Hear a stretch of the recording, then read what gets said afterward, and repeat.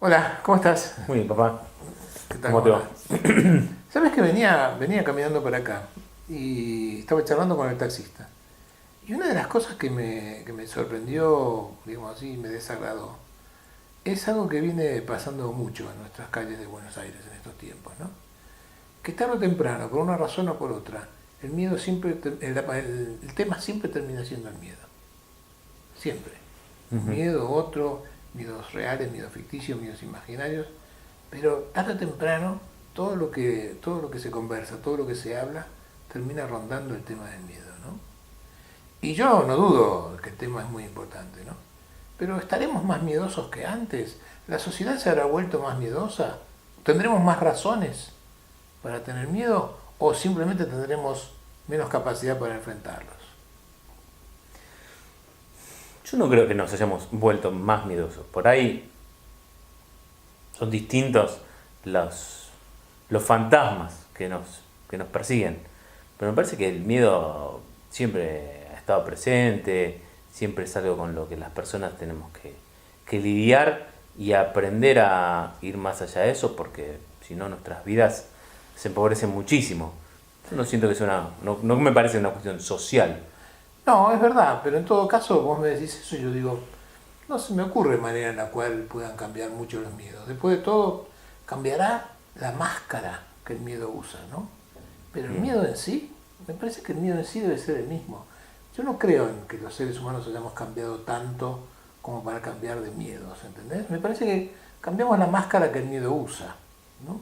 Pero finalmente hemos nacido con miedo, digamos, porque somos muy, muy vulnerables, porque como sabemos la criatura humana es la criatura más vulnerable que existe, la criatura viva que menos capacidad tiene para valerse por sí misma, así que no, ¿cómo no tener miedo cuando uno nace, aunque no sea consciente de ello?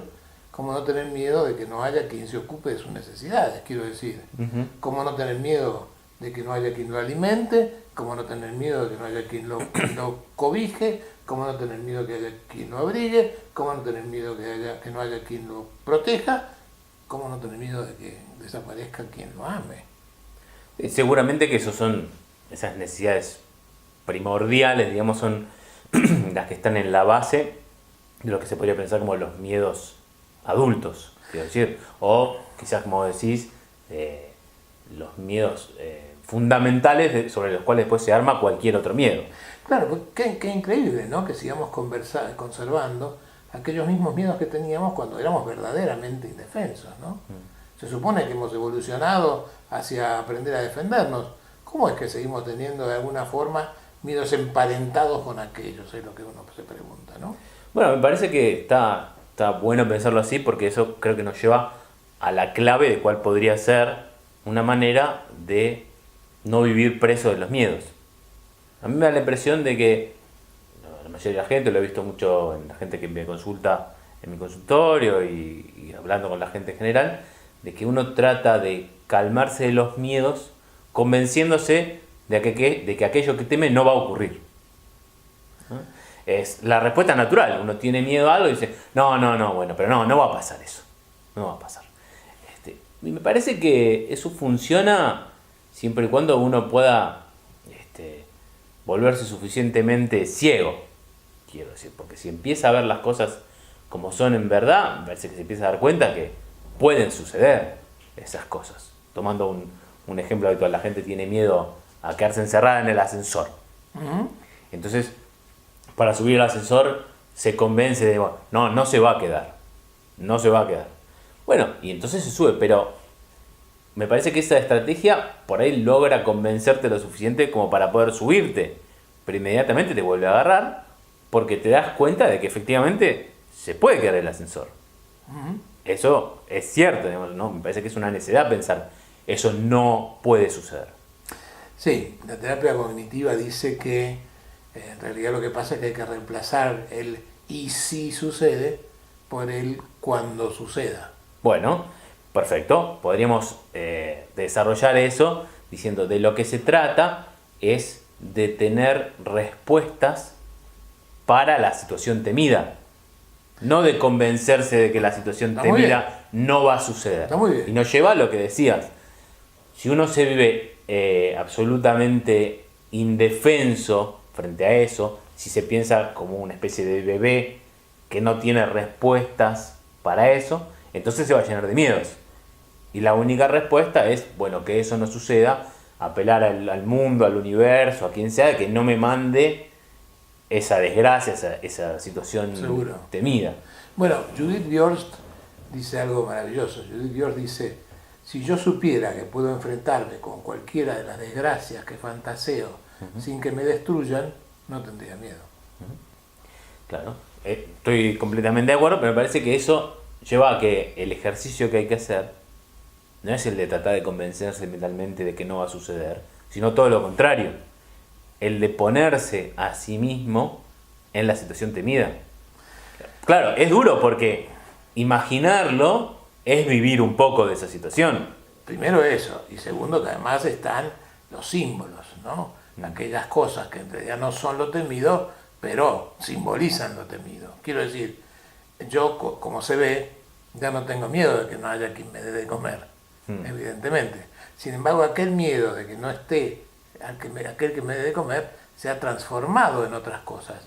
Se ha transformado posiblemente en el miedo al abandono, en el miedo en que no haya quien se quiera ocupar de mí. Bueno, pero me parece que si yo hago el trabajo de imaginarme en esas situaciones que temo, de algún modo voy también moldeando o ablandando ese miedo más profundo que está detrás. Me parece que uno puede tomar esas situaciones a las que le tiene miedo habitualmente, pensarse, como decís, no y si sucedía, sino cuando suceda eso, ¿qué voy a hacer? Fernando Savater, por ahí lo recordás, decía que frente a la incertidumbre de la vida había dos posiciones posibles, la del ratón y la del león. El ratón se pregunta, ¿qué me pasará? El león se pregunta, ¿qué haré? Ninguno de los dos sabe qué va a suceder, pero uno se vive completamente pasivo en eso. Me va a pasar, me va a venir. Y el otro se pregunta, ¿qué voy a hacer con eso? Bueno. Quizás la respuesta a los miedos es imposible salirse de los miedos pensándose como ratón, pensando si me va a pasar o no me va a pasar. Una mejor pregunta es, ¿qué voy a hacer cuando me pase? Está muy bien, porque además ese es otro de los miedos básicos, digamos así, ¿no? En derivación de aquella indefensión que tenemos de bebés, lo que nos mantiene o lo que nos ha quedado o lo que simbólicamente hoy reactualiza esto es el miedo que le tenemos a la impotencia, a no poder responder, a no poder reaccionar, a quedarnos sin respuesta frente a un peligro o frente a una amenaza, ¿no? Con lo cual ya tenemos ahí enunciados recién nomás dos miedos básicos, ¿no? El miedo al abandono de todos y el miedo a la impotencia frente a situaciones que no puedo manejar. ¿Cuál es el otro? Es difícil pensarlo, supongo, me imagino que debe tener que ver con ser valorado por los demás, que me den algún lugar, que yo forme parte de la comunidad de las personas, que lo que yo tengo para aportar sea valioso y en consecuencia los demás me den algún lugar. Es decir, bueno, que quiero jugar en el equipo. Valoración y reconocimiento. Yo diría que sí. Es decir, que en última instancia seguimos temiendo prácticamente estas mismas cosas que temíamos cuando éramos bebés, pero transformadas en cosas de adulto, digamos, ¿no? ¿Y serán estos los miedos básicos finalmente que nos atormentan, combinados con otras cosas? El miedo a que no me valoren, no me reconozcan, el miedo a que yo me quede indefenso frente a una determinada situación y el miedo a que nadie me quiera, me abandone y me quede solo. Sí, creo que alguna vez uno podría pensar que hay algún otro muy fundamental como la muerte, por ejemplo. ¿No es la muerte un miedo que todos tenemos? Sí, pero si hablamos de la muerte, yo te digo, bueno, entonces puedo decirte, la muerte combina específicamente dos de estos miedos, la soledad y la impotencia. Y entonces puedo decir, seguro que le temo a la muerte, porque combina dos miedos básicos, ¿cómo no temerle? Porque la imagino de esa manera, la imagino como un tiempo eterno de estar absolutamente solo y sin poder hacer nada. Claro. ¿Y a qué se le teme más que a la muerte? A la decrepitud. Claro. si lo pienso ahora de lo que estamos hablando, diría yo que se le teme más que a la muerte, porque la decrepitud combina los tres miedos. El abandono, la impotencia y la desvalorización de todos.